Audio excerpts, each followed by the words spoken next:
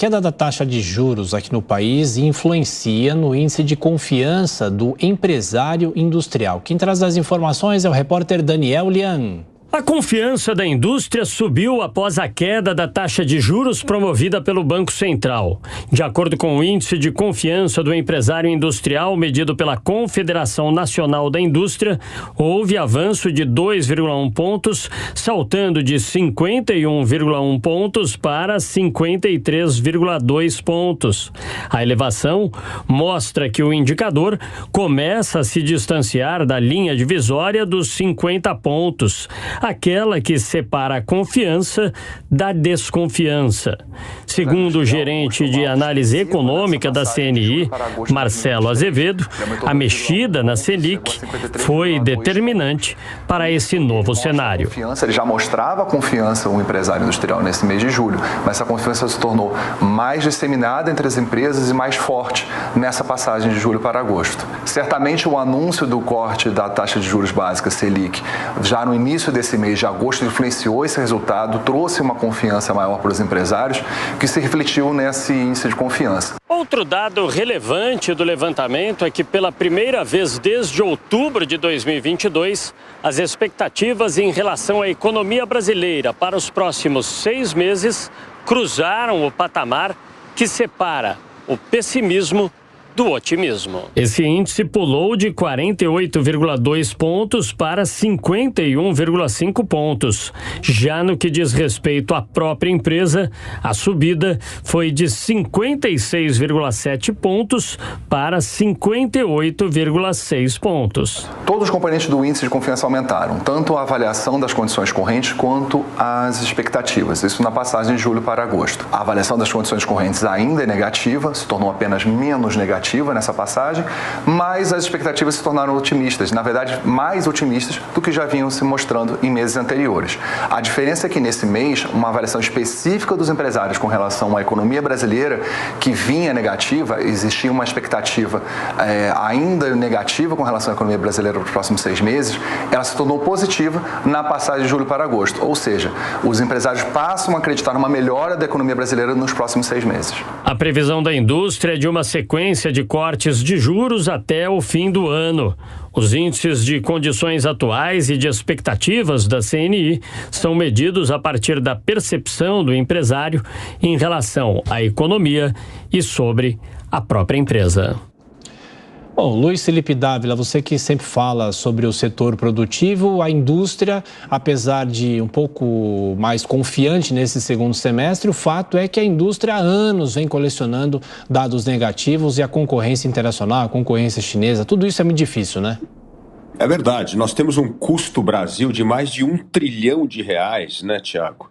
E esse custo Brasil apesar da carga tributária, excesso de regulação, intervenção do governo na economia fechada que fez com que a indústria brasileira perdesse competitividade e produtividade. Então, é uma série de políticas erradas. Agora, a queda da taxa de juros animou, mas o mercado, como a indústria, vive de expectativa.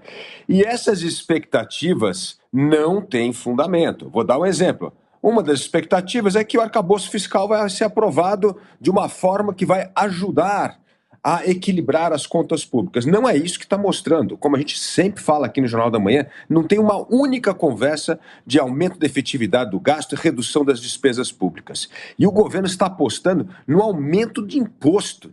Ou seja, nós estamos aqui colocando que Haddad e seu time espera aumentar em 2% do PIB a carga tributária. Ou seja, o equilíbrio fiscal no país vai ser feito com aumento de imposto. Então não adianta juro cair por um lado se você vai colocar o pé no acelerador no aumento de imposto do outro lado. O Brasil precisa fazer essas reformas estruturantes, avançar com reforma tributária, reforma administrativa e reduzir o custo do Estado. Este ainda é um debate interditado, que nem governo e nem Congresso Nacional tratam. como reduzir o tamanho da despesa pública. Aí sim, o otimismo dos empresários, Tiago, será embasado em algo concreto. Agora, Beraldo, essa discussão sobre a necessidade de criação de um ambiente cada vez mais favorável para o desenvolvimento da indústria brasileira talvez nunca tenha sido tão importante. Justamente nesse momento de possível abertura comercial ainda mais significativa, como esse acordo Mercosul-União Europeia que está sendo costurado, para além dessa questão que envolve a queda dos juros, tem a reforma tributária, que é muito bem vista pelo setor, porque há alguns analistas, algumas alas do próprio governo que temem a perda do protagonismo da indústria nacional justamente diante dessa abertura comercial ainda mais significativa.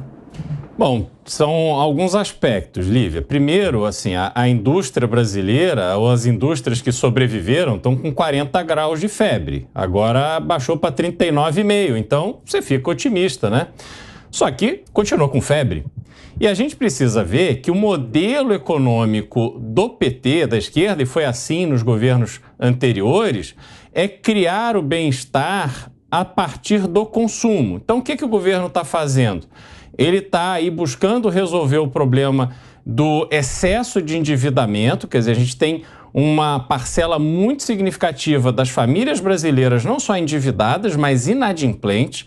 Os juros é alto, né? A taxa Selic é alta, a gente fala isso repetidamente aqui no Jornal da Manhã, mas os juros ao consumidor, os juros a quem está pegando dinheiro para investir na sua empresa, no seu negócio, é muito mais alto. E aí você tem o estrangulamento de todo o setor produtivo.